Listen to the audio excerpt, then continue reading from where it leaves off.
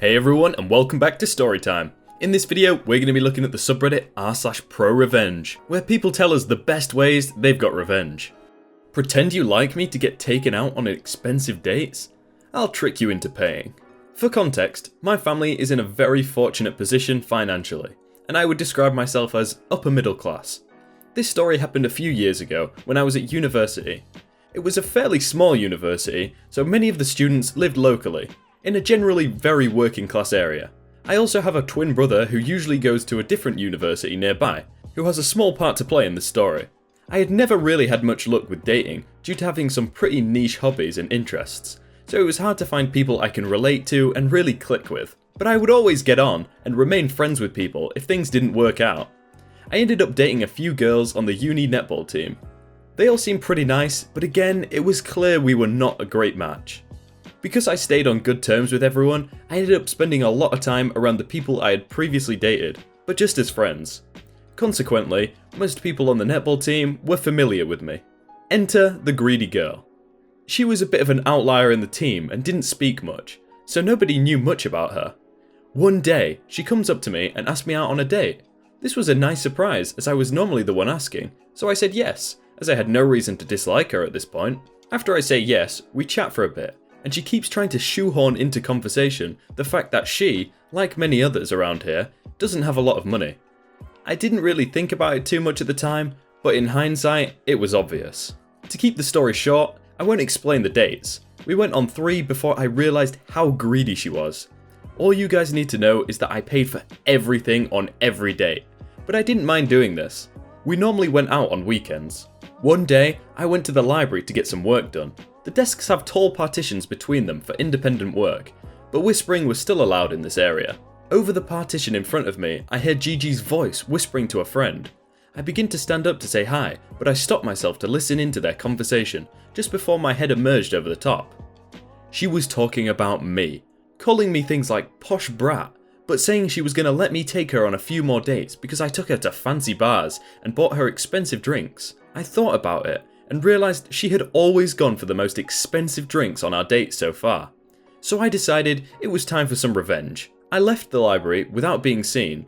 A few days later, I actually saw her driving a brand new BMW Z4, so she was clearly pretty damn rich herself. The best and fanciest bar in town was owned by my best friend and her family. It was a small bar, but very high end, with some of the drinks being over £15 for a very small drink. Therefore, not many of the students went in, but if you were invited there on a date, it was a special one. I spoke to my friend whose family owned the bar and got her in on my plan of revenge, ensuring she would have my back if things went wrong. I was pretty paranoid about getting caught, because I planned on tricking the greedy girl into paying for everything that night, up to a total cost of all the previous dates combined, in excess of £250. To cover my tracks, I asked my twin brother if he wanted to go out with my friends to the pub, telling him my plan and that I would give him some of the money if he went out dressed like me and with his hair styled the same. I also told him to take plenty of pictures with my friends, so I had an alibi. The night of the date came around. The bar was busy, but we managed to get a table. I immediately lied to her, saying I had forgotten my card, but if she paid, I could transfer her the money later. She agreed. I had done this for real on the second date, and I paid her back as soon as I got home, so she knew I was reliable. I told her to stay sat down and save the table, while I went and ordered drinks and the biggest and fanciest tapas plate on the menu from the bar. My friend, pretending she didn't know me, as agreed, served me the drinks. The greedy girl seemed to be in disbelief of my generosity and pretended that she was having one of the best dates of her life. I also pretended to be enjoying it, continuing to buy the expensive food and drink until I had nearly spent the target £250 on her card. The dessert section of the bar's menu is just titled, "Just Desserts." Finding this oddly appropriate for my revenge, I asked her if she wanted her just desserts, pointing at the menu. She laughed and said yes, so I went up to the bar once again with her card and ordered 2 of the super deluxe chocolate fudge cakes.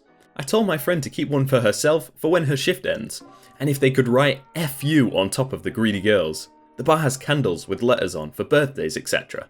I then returned to the greedy girl, handed her the card back and told her I was going to the gents' bathroom. I left, never repaid the money, and went to join my mates and brother at the pub. Greedy girl confronted me in front of the netball team a few days later, but I just acted confused, telling her I was out with my friends that night, and showed her the selfies my brother had taken with my mates when she tried to argue with me. The entire netball team took my side and stopped speaking to her. Greedy girl has since left the netball team, and from what I can tell, I don't think she has many friends now. I had a fantastic night of revenge with fine food and drink at her expense. My friend got a fudge cake, my brother got some money, and all the lads got to go to the pub. All in all, I found it super satisfying, as everyone but Gigi was happy. Steal from my dead granddad? Lose your benefit money. This is a family-style revenge, so get ready. My granddad had lived down the road from us since before I could remember. He would always play with me and my sister when my mum had to go to work, and I thought of him as my second father. He kept a really expensive platinum necklace on as a keepsake from my grandmother, as he always told me stories about her and the wars he served. Some backstory now on my aunt's family. They were basically people who refused to work and were actually proud of scamming the government to pay for their lifestyle. Through benefits, they would falsely claim on mental disability and being obese as a justification not to work. At the time, getting as much as my mum would at her full-time job. My cousin had literally texted me at the time that he doesn't want to work and play on his Xbox. This dude. You are a grown 26-year-old man. Act it. They never visited my granddad, and for good reason. He was physically disgusted with a lot of them. So here's where the story starts. My granddad winds up in hospital due to a heart attack. My mum, my sister, and me show up to care for him. After 3 days, and when the doctors explain that he hasn't got much time left and say our goodbyes, evil aunt rocks up with her family. So much for being ill so you can't drive to get a job. They ask us how much time he has left. Us wanting to be civil, told them and led them in to talk to him. He then passes away after another day, and we get together to decide how he would want his funeral. Since my gran was buried in Cornwall, we decided to hold the ceremony there so they can be buried together. Cornwall was about 300 miles away, but we thought it would be worth it, and I still lay down flowers every year. Entitled aunt and her family not only do not want to go to Cornwall, they refuse to chip in even 50p down for anything. So they decide to stay up and watch his house. I know red flags, but we were mourning, so we didn't think it through. The funeral was beautiful. Heartfelt eulogies that brought memory after beautiful memory. All was well, except they had dug the wrong plot and decided to tell us during. Maybe one of Grandad's way of making us laugh up there. Until we got home. Empty. Anything of value was gone, and the only thing left behind was some paintings from my grandma. She was a really good artist, and me liking art as well, decided to keep them. We were mad. We went to Evil Aunt's and she denied everything. We had nothing on her at the time, so we decided to file a police report and left it at that. Until 3 weeks later, when we came round to visit and see if everyone was coping, my mum had noticed some new expensive things. New TV, new PlayStation, the works. And she began to suspect something, as well as me and my sister, until evil cousin comes in. He is wearing my granddad's platinum necklace. I asked him where he got it from, and he told me he had bought it with some of the money that he got from selling pot. Yes, he sold pot as well, but I know that's my granddad's necklace. We get in the car and all of us are seething. They are no longer family. We needed revenge. The revenge time. Now, I mentioned before that they had been falsifying their medical records, so they received benefits from the government. Every time we would go over, we would sneakily take photos of everything they had just bought, as well as my evil cousin's stash of pot and my uncle's collection of stolen goods. Forgot to mention he would steal big items off vans and then sell them online for extra profit. We collected every text message of them bragging about their many fancy holidays and them refusing to want to work. Compiled a case report and anonymously sent it to the claimant investigators and let them do their jobs. A month later, I hear from one of my other cousins, a nice girl, training to become a nurse, and I really admire that she didn't take the path of her family.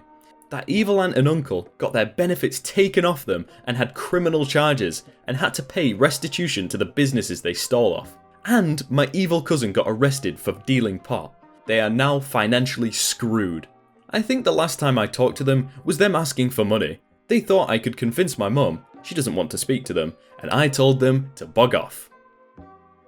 Hey everyone, I hope you're all having a really good day and that you enjoyed that video. If you did, then leave a like on it and subscribe if you aren't already, so that you don't miss out on another video. If you want to see some of our other videos, then click on screen right now. But for now, thank you and I will see you tomorrow.